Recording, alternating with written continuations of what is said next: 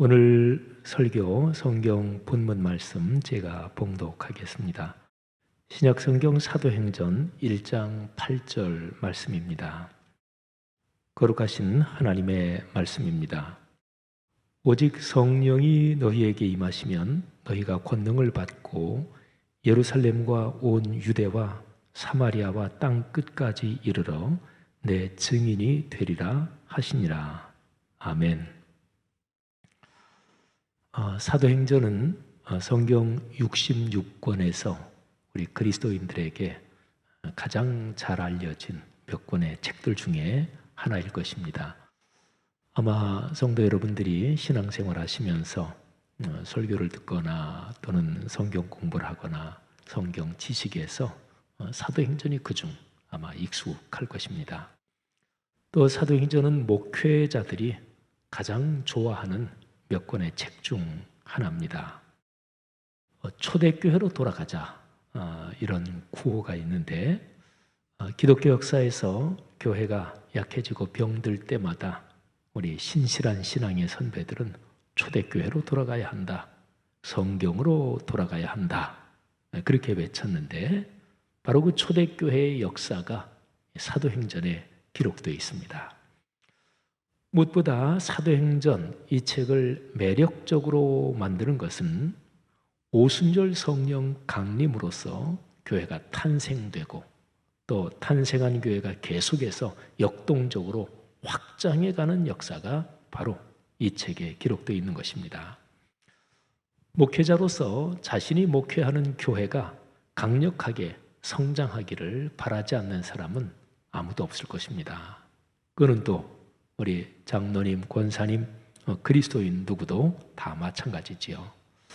이런 점에서 본다면 사도행전에 등장하는 교회의 모습은 한국 교회 모든 목회자 그리고 성도들의 로망이라고 말할 수 있습니다. 그런데 한국 교회는 많은 경우에 사도행전을 그 정확한 문맥을 따라 읽지 못했습니다.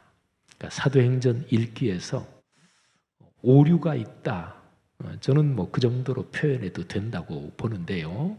왜냐하면 사도행전에서 제일 중심적인 구절을 이해하고 해석하는데 이게 문제가 있기 때문에 그렇습니다. 바로 한국교회가 사도행전 읽기에서 좀 실수하고 있는 그 단면이 저 유명한 구절 1장 8절에 해석입니다. 자, 사도행전 1장 8절은 우리 성도들이 그냥 암송하시는 분들이 아마 많죠.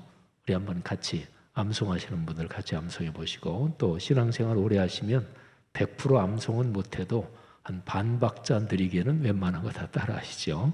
자, 사도행전 1장 8절 오직 성령이 시작 오직 성령이 너희에게 임하시면 너희가 권능을 받고 예루살렘과 온 유대와 사마리아와 땅 끝까지 이르러 내 증인이 되리라 하시니라.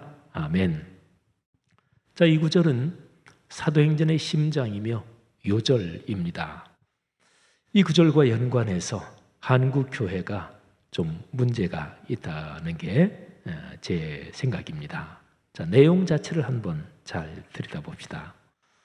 우리가 한국 교회에서 가장 많이 쓰고 있는 성경이 번역이 개역 개정판 성경이에요.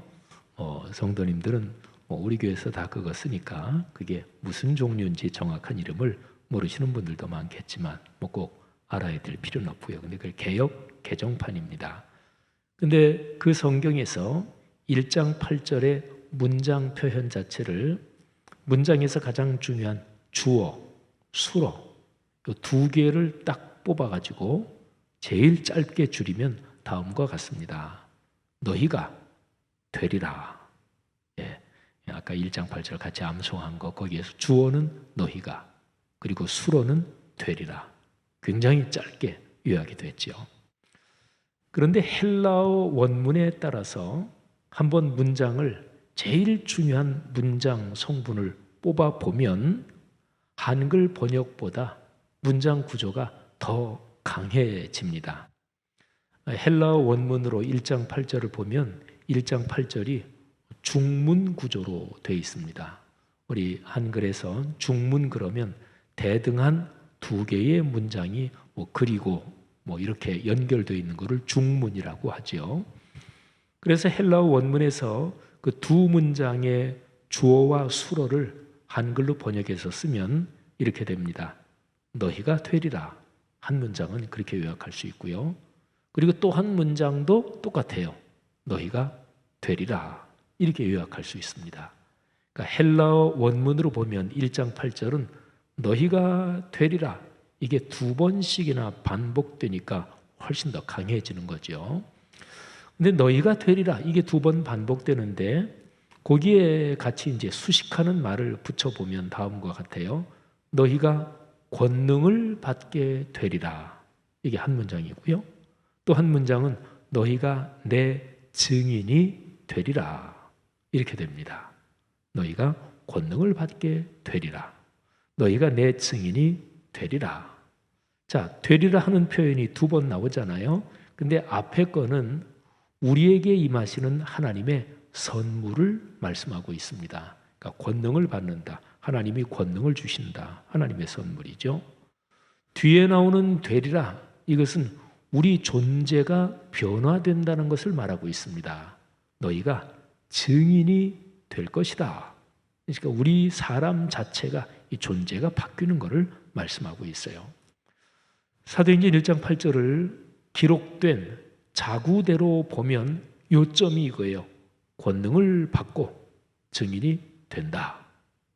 자, 근데 여기에서 권능을 받는 것이 중요합니다. 이게 토대고 기초잖아요. 권능을 받지 않고는 증인이 될 수가 없습니다. 그러니까 권능을 받는다. 이게 토대로 아주 중요하지요.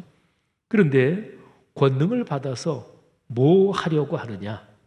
권능을 받고 나서 그 다음에 뭐 하자는 거냐? 이것도 역시 중요하지요. 그러니까 권능을 받고서 향해서 가는 목표. 근데 그 목표가 증인이 되는 것. 이것입니다. 자, 이 유명한 구절의 문장 자체에서만 본다면요. 증언을 한다. 이게 요점이 아닙니다. 증언한다가 요점이 아니라 증인이 된다. 이게 요점입니다. 제가 너무나 세밀하게 구분을 했는지는 모르겠어요. 그래서 오해가 있을 수도 있는데 증인은 증인, 인자가 사람 인자잖아요. 그러니까 증인, 사람은 증언합니다. 그러니까 증인이 증언하는 사람이에요. 어떤 사실을 증명하고 또 자기가 본 대로 말하는 사람이 증인이지요. 재판 같은 데서 증인 불러내서 또 재판이 진행되기도 하고 그러잖아요. 그런데 참으로 증명하는 사람이라면 당연히 증명하는 말을 합니다. 그런데 중요한 점을 놓치지 말아야 합니다. 사람이 되는 게 먼저입니다. 그러니까 증인이 되는 게 먼저요. 그리고 이 토대 위에서 증언을 할 수가 있는 거죠. 그러니까 증인도 아닌데 증언을 하면 안 돼요. 어떤 사고가 나서 이제 경찰이 수사를 하면서 어떤 사람이 현장에 있었다는 얘기를 듣고 그 사람한테 이제 물어봅니다. 아유, 어떻게 된 거예요? 그 사람이 쭉 설명하는데 근데 맨 마지막에 얘기하기를 이거는 제가 현장에 있었던 게 아니고 누구한테 전해 들은 얘기입니다. 그러면 안 되잖아요. 그러니까 증언을 하기 전에 먼저 그 사람이 증인이어야 하는 거죠. 자, 증인이 된다는 것은 사람이 되는 것을 말합니다. 사람됨의 문제고 존재의 변화입니다. 여기하고 비교해서 증언을 한다. 이거는 사람됨의 근거에서 어떻게 사느냐, 살아감의 문제고 또 실제 삶의 현장에서 어떻게 행동하느냐, 실존의 행위의 문제입니다. 자, 이 두 가지를 잘 생각해 보십시오. 사람됨 그리고 살아감 또는 존재와 행위. 조금 이제 성도님들한테 잘 와닿지 않을지 모르지만 기독교 2000년 역사에서 우리 기독교 신학에서 아주 오래된 가르침 그리고 굉장히 중요한 그 문장을 제가 하나 말씀드리겠습니다. 존재가 행위에 앞선다. 그러니까 존재, 행위 둘 중에서 존재가 먼저예요. 행위, 행동은 뒤예요. 자, 쉽게 설명해 드릴까요? 사과나무를 생각해 보십시오. 사과나무가 사과 열매를 맺죠. 그러니까 사과나무라는 존재가 먼저예요. 그게 나무가 먼저, 나무라는 존재가, 사과나무라는 존재가 먼저 있어야 되고, 그래야 그 나무가 열매를 맺는 거죠. 열매를 맺는 것은 행위입니다. 그래서 예수님도 그 말씀을 하시죠. 좋은 나무가 좋은 열매를 맺는다. 가시나무나 엉겅퀴에서 무화과를 맺지 못한다. 바로 예수님 말씀도 그런 표현입니다. 예수 그리스도의 십자가 사건을 통해서 거듭나서 하나님의 자녀가 되는 것, 이게 존재의 측면, 우리의 신분이 바뀌는 거지요. 어둠의 자녀에서 하나님의 빛의 자녀로, 그리고 죄의 종에서 하나님의 자녀로 신분이 바뀌는 거예요. 이게 존재의 변화예요.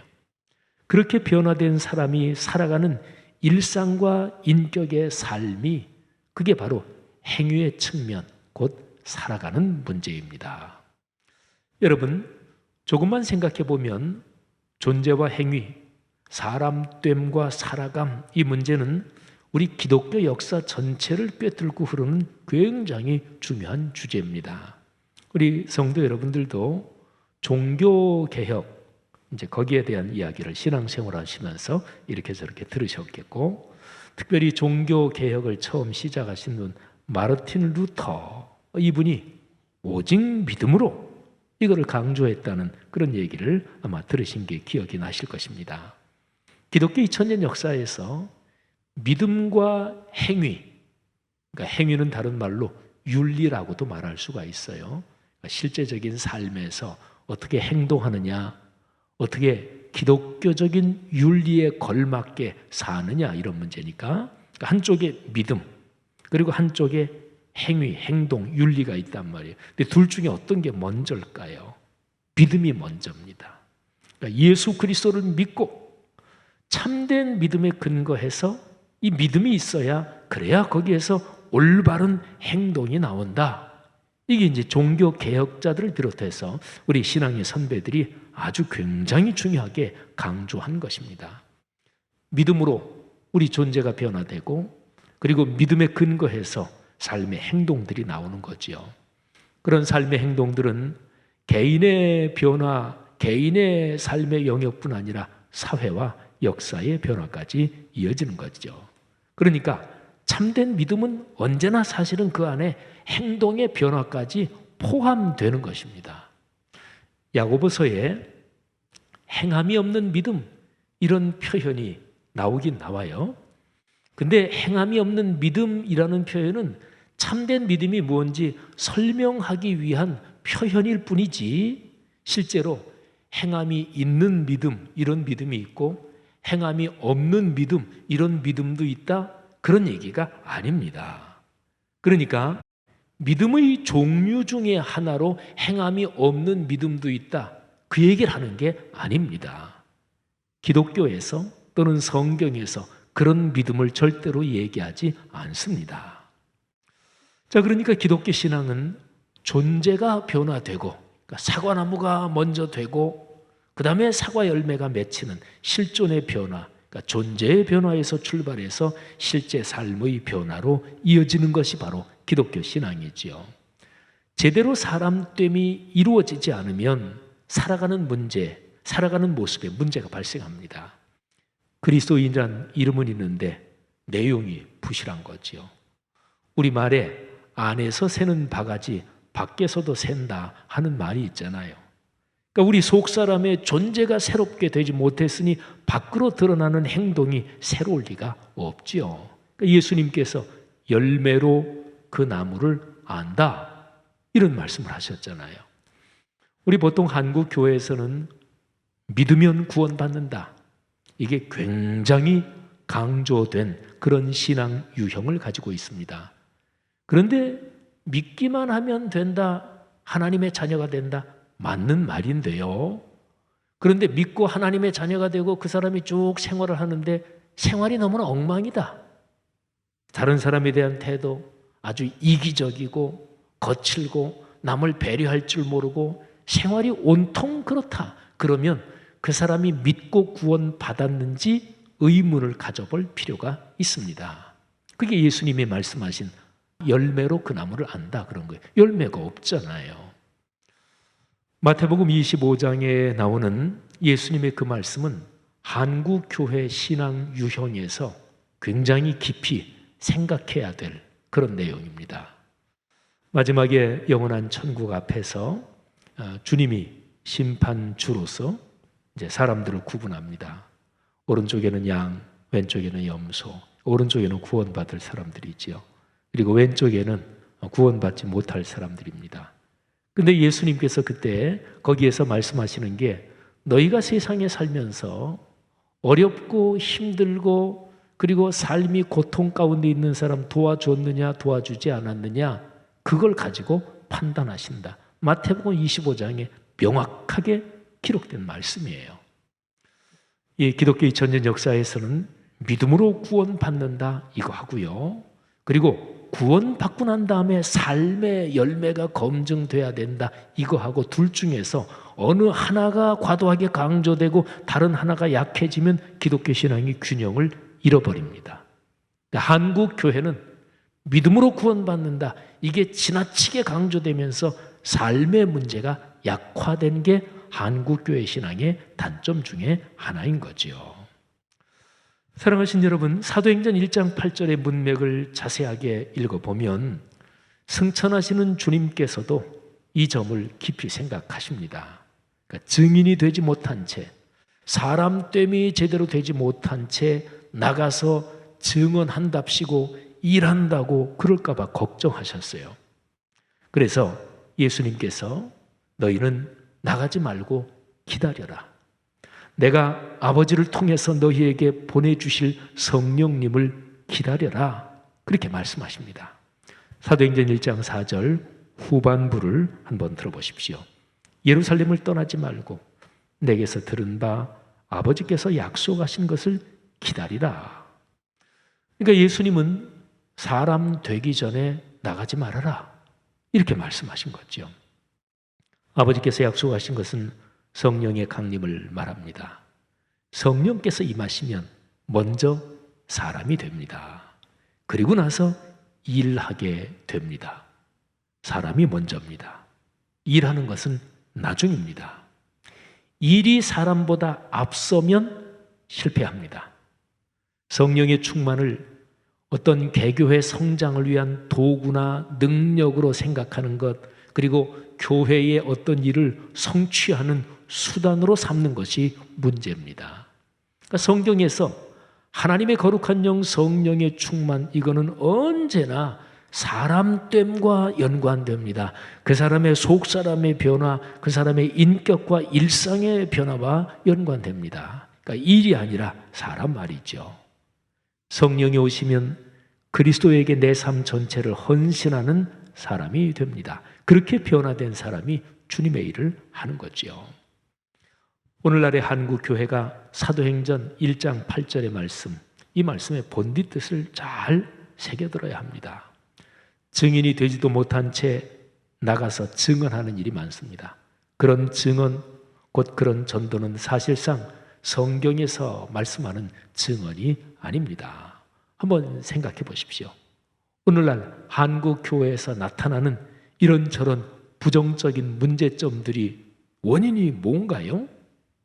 성경 이 내용이 틀려서 그런가요? 예수 그리스도께서 이 땅에서 사시면서 가르치신 게 거기에 뭔가 오류가 있나요? 아닙니다. 성경 66권 말씀은 진리의 말씀으로 참으로 이 말씀이 기준입니다. 그런데 오늘날 한국교회에서 나타난 부정적인 문제점들은 거의 모두가 그리스도인이 그리스도인답지 않아서 발생하는 것입니다. 목사, 신학자, 선교사, 그리고 장로, 권사, 안수 집사 등 교회 지도자들 중에도 이런 사람이 있습니다. 한국 교회가 자기 개교회의 교세를 늘리기 위해서 사도행전 1장 8절을 얼마나 많이 이용했습니까? 교회 지도자들이 제일 관심 가져야 하는 것은 성도님들 한 분 한 분 그분이 예수 그리스도를 닮은 아름다운 신앙인이 되고 그리스도의 장성한 분량이 충만한 데 이르기까지 성도님 한 분 한 분이 그렇게 아름답게 변화되고, 그래서 성도님들이 그리스도인으로서 행복하게 살도록 이게 중심 목적이 되어야 하는데, 그런데 교회 지도자들은 종종 그런 데는 별로 관심을 갖지 않고 그저 교회의 성도들을 다른 사람을 교회로 데려오도록 이용하는 데 집중했습니다. 알고 그런 목회자들도 있었겠고 또 모르고 그런 사람도 있었겠죠. 사랑하신 여러분, 사도행전은 초대교회의 역사를 담은 기록입니다. 사도행전을 보면 참된 교회가 무엇인지가 보입니다. 그런데 사도행전을 저는 언젠가 가만히 읽으면서 상당히 충격적으로 깨달은 게 이겁니다. 사도행전에 어느 한 지역교회, 그 한 교회가 계속해서 커져가는 게 최종 목표, 이 얘기는 한 번도 한 적이 없구나 하는 것을 제가 깨닫고 꽤 충격을 받았습니다. 예수님은 그런 명령을 하신 적이 없습니다. 중요한 것은 하나님이 창조하신 세계에서 예수 그리스도의 복음을 듣고 하나님의 자녀가 되는 사람이 많아지는 것입니다. 땅끝 온 세상 이 범위를 시야에서 놓치면 안 됩니다. 그러니까 온 세계 인류가 사는 모든 범위, 이거를 잊어버리고 개교의 교세가 증가하는 교회는 성경적인 교회가 아닙니다. 사도행전 1장 8절을 교회라는 사회적 단체를 유지하고 발전시키기 위한 수단으로 이용해 먹으면 안 됩니다. 사도행전이든 성경의 다른 어떤 책이든 한 지역교회의 등록 회원과 가용 재정을 계속해서 불려나가는 것, 이게 궁극적인 목표다 이렇게 말한 적은 없습니다. 중간 목표는 되겠죠. 왜 교회의 교세가 늘어야 되나요? 왜 성도들의 헌신으로 교회가 좀 더 넉넉하게 일하도록 가용 재정이 많아지는 게 좋은가요? 그거는 이 세상에서 아직까지 예수 그리스도를 알지 못하는 사람들에게 복음을 전하고 또 이 세상에서 어떤 형태로든지 어려움을 당한 사람들을 그리스도의 사랑으로 돕기 위해서, 이게 최종 목표고, 교세의 증가, 가용 재정의 증가는 그 일을 위한 중간 목표는 되겠죠. 사랑하신 여러분, 그러면 우리가 이런 질문을 한번 잠깐 던져볼 수 있습니다. 제대로 증인이 된 사람의 삶은 어떤 모습일까요? 그러니까 성령이 임하시면 너희가 권능을 받고 증인이 된다. 사람이 먼저 변한다 그랬으니까 증인, 그렇게 된 사람의 삶은 어떤 모습일까요? 일상과 인격에서 그리스도의 향기를 드러내는 그리스도의 편지, 그런 모습이겠죠. 당연합니다. 그러니까 예수님께서 내 증인이 되라 그렇게 말씀하신 거거든요. 사도행전 1장 8절에서 권능을 받고 내 증인이 될 것이다.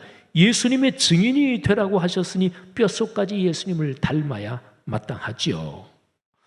삶의 가장 평범한 모습에서 예수 그리스도의 인격이 드러나야 마땅합니다.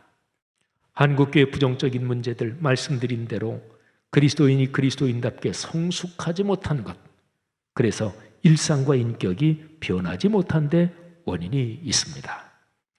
그리스도인의 삶에서 월요일부터 토요일까지 주중의 삶이 달라져야 합니다. 주일에 드리는 예배는 주중의 삶을 향하여 존재합니다. 수요일 저녁에 드리는 예배는 예배 드리고 또 삶의 현장에 나가서 그 삶의 현장을 향하여 존재합니다. 자, 주일과 주중을 설교자에게 적용한다면 저처럼 이렇게 설교하고서 그 다음에 다시 설교 강단에 서기까지 그 사이의 시간이 목회자에게는 주중이겠죠. 목회자는 회중에게 설교하기 전에 먼저 자신에게 설교해야 합니다. 모든 그리스도인이 예배를 드린 후 다시 예배의 자리에 나오기까지 그 사이의 삶의 현장에서 예배에서 받은 말씀에 순묘하며 살아야 합니다. 예배의 마지막 순서인 축도를 한번 생각해 보십시오. 축도는 파송입니다.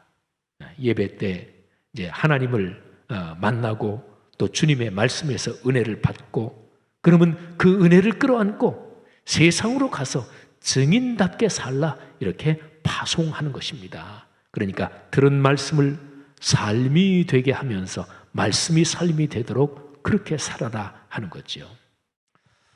증인은 사람됨 그리고 존재의 문제입니다. 증언 이거는 살아감 그리고 행위의 문제입니다. 자, 지금 쭉 말씀드린 것을 요약하면 그렇게 돼요. 자, 이 주제와 연관해서 우리 한국 교회 역사의 한 단면을 살펴보겠습니다. 우리 민족이 외세의 침략에 속절없이 무너져 가던 시절, 바로 일제계 속에서 잡아먹히던 그 시절 1907년에 평양 대부흥운동이 있었습니다. 하나님께서 우리나라에 주신 큰 축복이지요. 그런데 평양 대부흥운동 그 와중에 사도행전 1장 8절 말씀이 강력하게 작동했습니다.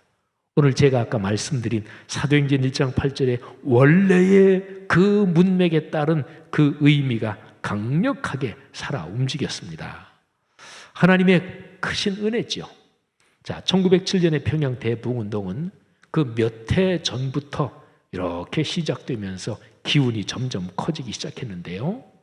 1906년 1월 달에 서울에 있는 모든 그리스도인들이 장로교 감리교 할 거 없이, 그때 우리 성결교단은 아직 없었어요. 우리는 1907년 평양 대부흥운동이 일어날 때 그때 우리 교단은 시작했는데요. 아무튼 1906년 1월 달에 서울에 있는 모든 그리스도인들이 새 교회에서 모였습니다.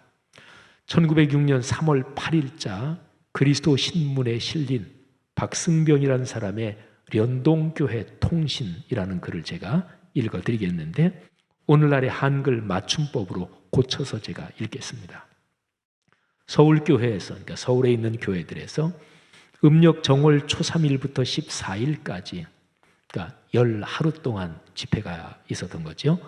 밤마다 부흥회를 할 새 감리교회와 장로교회가 합동하여 세 처소로 모였는데, 동북편에 사는 형제들은 연동교회당으로 모이고, 지금도 종로가 있죠. 서남편에 사는 형제들은 정동회당에서 모이고, 정동 감리교회를 말해 지금도 있죠. 남대문께 있는 형제들은 상동회당으로 모여, 지금 상동 감리교회, 옛날에 세로나 백화점이 있었던 거기 지금도 있죠.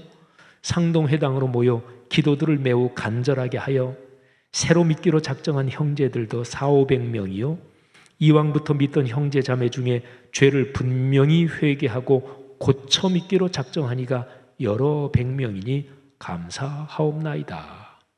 자, 그 당시에 신문에 난 기록이에요. 자, 하나 더 읽어드릴게요. 같은 해 그리스도 신문 1월 18일자에 그때 당시 집회의 상황을 이렇게 기록하고 있습니다. 그런 거로 우리가 부흥회를 일으키고자 하면, 그러니까 영적 부흥을 일으키려고 하면 사람마다 자기 마음을 살펴보고 무슨 죄가 있거든 다 하나님께 고하고 회개하여야 그 죄 사유함을 받을 것이라. 지금은 우리 대한에 있는 예수교회가 지극히 큰 복을 받을 것이 새로 믿기를 작정한 사람이 아니요 이미 믿기로 작정한 형제 자매들이 하나님의 신령한 뜻을 더 깊이 깨닫고 거듭난 사람이 된 줄을 알아. 성신이, 성령이 그 믿음으로 더불어 거듭난 증거를 받은 것이니 증거, 삶의 열매를 말하지요. 그러면 여러 형제 자매들이 열심히 하나님의 도를 전할 것이요 믿지 아니하는 사람 가운데 믿는 사람이 많이 일어날 수밖에 없는 것이니라. 아멘. 성경 말씀은 아니지만 이거야말로 아멘 할 그런 신문 기사잖아요.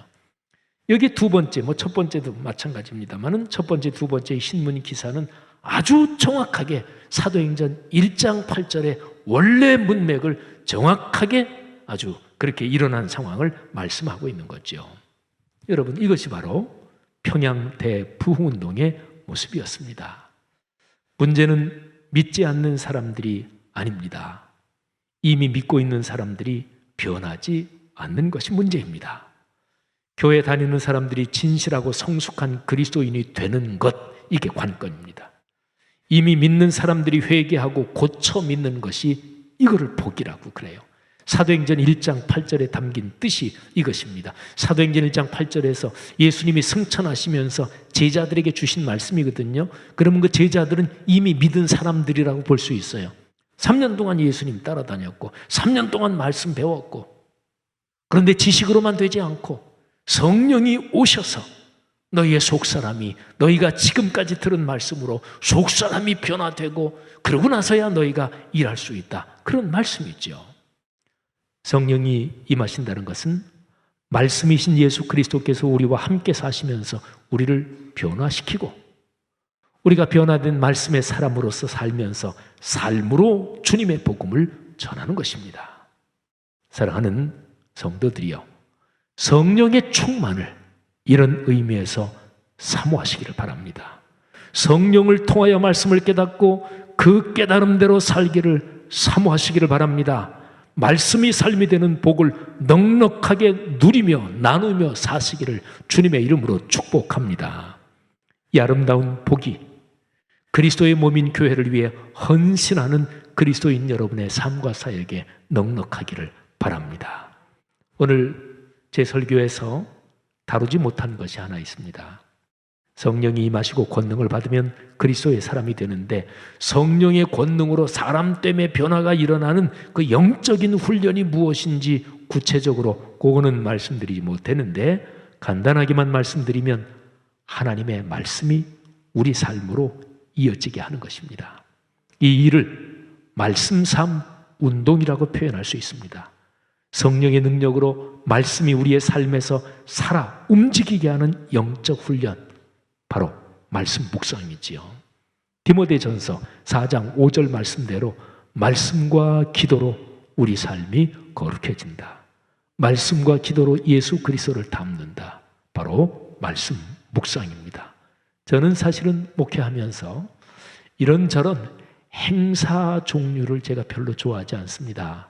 근데 이유가 여러 가지인데, 행사로 목회를 하다 보면, 프로그램으로 자꾸 행사를 통해서 목회하다 보면 성도들이 행사에 익숙해지고 인격은 잘 변하지 않습니다. 저는 모든 교회 생활, 모든 훈련에서 제일 중요한 게 말씀을 묵상하느냐, 이게 사실은 알파요 오메가요 전부 다입니다. 사랑하시는 여러분, 여러분을 통해서 이 힘이 한국 교회와 우리 사회로 큰 강물처럼 흐르고, 또 여러분의 가정 가문이 축복을 누리기를 주의 이름으로 다시 한번 축복합니다.